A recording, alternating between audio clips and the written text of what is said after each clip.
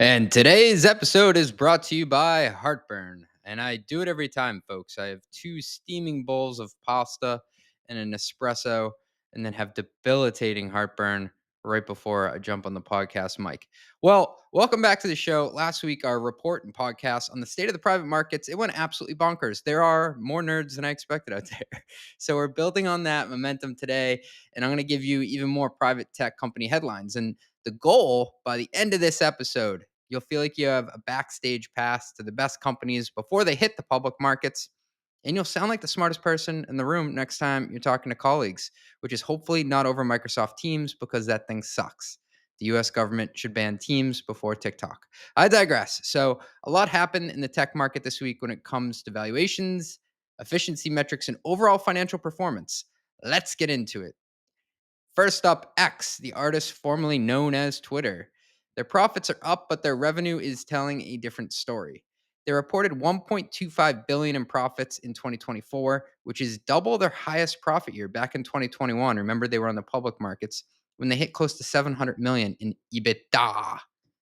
A big question over the past year was whether advertisers would return to X after Elon, remember, he went off the rails completely at the Deal Book Summit, essentially giving the middle finger to Disney. Actually, he did give the middle finger to Bob Iger and other advertisers. And turns out a lot of advertisers did return in droves. What I want to call out though is it was an election year. It only happens every 4 years. And there were a ton of political advertisements on there, if you didn't notice. So that helps with revenue. That's a tailwind. And there's a catch because the revenue hasn't actually recovered. It's still at half of what it used to be. Estimates will peg it at about $3 billion, which they suspiciously, that's a hard word. I can't even spell it either. Suspiciously didn't talk about in the article. So costs slashed to one fourth of prior levels before Elon took over. That's great for short term profits. But if I'm being honest, at some point you can't cut costs any further without hurting revenue. You can't bleed a stone forever. There is one big shift if you look at that revenue number, even though it's less. They do have 1 billion in subscription revenue now, which did not exist before.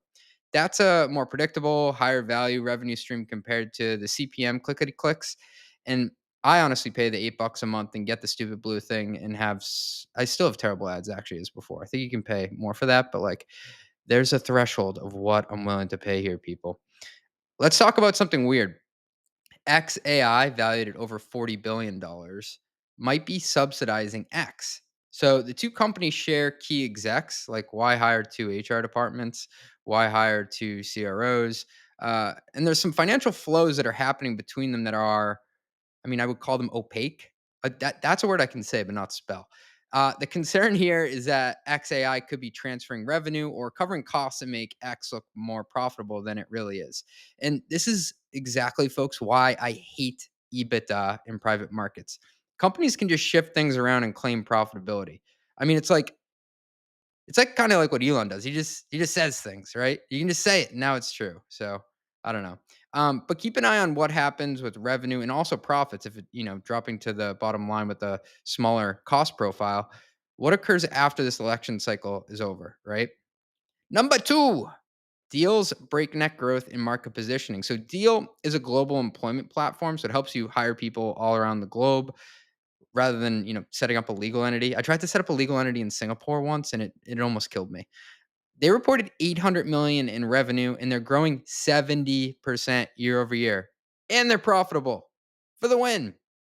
They were founded in 2019. They came out of something called Y Combinator, and they've been profitable since 2023. They're one of the fastest companies to go from 0 to 100 million, and now they're going to be one of the fastest companies, other than OpenAI, by my count, to go from 0 to 1 billion. But I want to break down the valuation side of things. This isn't typical SaaS revenue, right? It's recurring revenue from employment services, like the people on payroll. That means Deal probably won't get a full SaaS multiple. It's more like a marketplace business, which typically trades at half the median SaaS multiple. So median SaaS multiples right now are at 6x. Marketplaces trade somewhere in the 3 to 4x forward revenue range. The top 10 SaaS companies out there, excluding Palantir, which trades at like an eye-watering bazillion X forward revenue. I think it's close to 60X forward revenue right now, is around 20X, 18 to 20X. So I think Deal could easily trade in the low teens.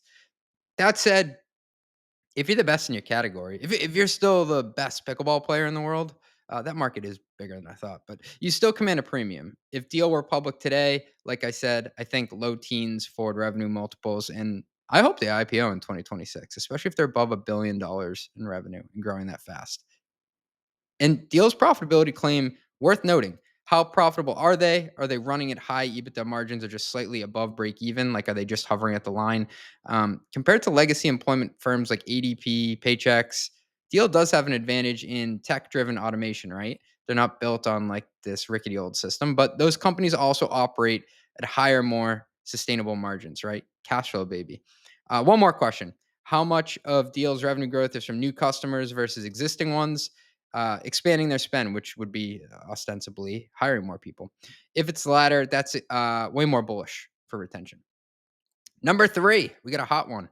Clay's valuation jump raises eyebrows in the data space. So back in June of 2024, harken back to that year, Clay raised at a 500 million valuation. Now, just 7 months later, they've more than doubled that. They're raising at a $1.25 billion valuation. Now, they operate in a space dominated by Zoom Info and Apollo.io. But here's a head scratcher. Clay is reportedly only at $30 million in ARR run rate. So that means their valuation multiple is huge compared to public comps. Or is it? The plot thickens. Everyone online is like, this is like way out of line. But that would put them at about 40x current revenue. Okay. But if you assume they're growing at least 100% year on year, that's a 20x forward revenue multiple, which like isn't totally nuts. Now, it does seem a bit nuts compared to their comp set, but like, do they have an argument to be in a different bucket? So, for reference, Zoom Info, highly profitable public company, they're growing at a mid single digit rate. They're doing 1.2 billion in annual revenue, but they trade it, wow, below 4x forward. Okay. Apollo, a private company, they're rumored to be doing 150 million in revenue. They're valued, it looks like around 2.5 billion. Once again, this is a private round. That would be 17x current revenue. And assuming they're still growing in the 50% year on year range, that puts it at 10x forward revenue multiple, which is pretty logical. So, what's going on? Is there a dislocation in the data as a service space? And it brings up bigger questions around go to market tooling and its value. There are so many go to market tools out there. The real value lies in whether it's deeply embedded in the end user's workflow. So, what do I mean? If Clay is providing something that fundamentally changes the way that sales teams work, it's the first application they go to, and helps them convert leads more efficiently, the premium valuation might be justified. And another key consideration is customer stickiness. So Zoom Info has high retention because once a company integrates its sales team with their data, switching costs are high. If Clay can replicate that and drive daily usage among reps, that's the key there. It's not just like an application that you're checking in every month. It's like this is in my workflow of everything I do each day. I'm a daily user. Investors might look at that as a long-term revenue moat. I had spoken to Cameron Heiser, the CFO of Zoom Info, about this last year, and he made a great point around the value of good data integrated into your workflow. He said the most expensive mistake in sales is sending a rep down a dead end alley. He's right, because salespeople are expensive, and if your tooling isn't actively making them more productive, it's not valuable. One last thing, Zoom Info, highly profitable. Their gross margin is kick ass. It's around 90%. I'm very curious what Clay's gross margin is. That's the cost to serve because that'll include all the API fees, which are pretty expensive because they're hooking up into all these other systems, these disparate systems, and paying a toll to deliver you data. So, TBD. Closing thoughts. That's the rundown for this week. Major headlines from private tech companies making waves before they go public. If you like this, let me know. We'll keep doing these deep dives. If you didn't like this, well, I'm probably still going to do it anyway. If you could give me 5 stars, that would mean a lot. I look at it every single day before I go to bed. That would be really sad. Don't tell anybody I told you that. Hit subscribe, tell your friends. I'll catch you next time.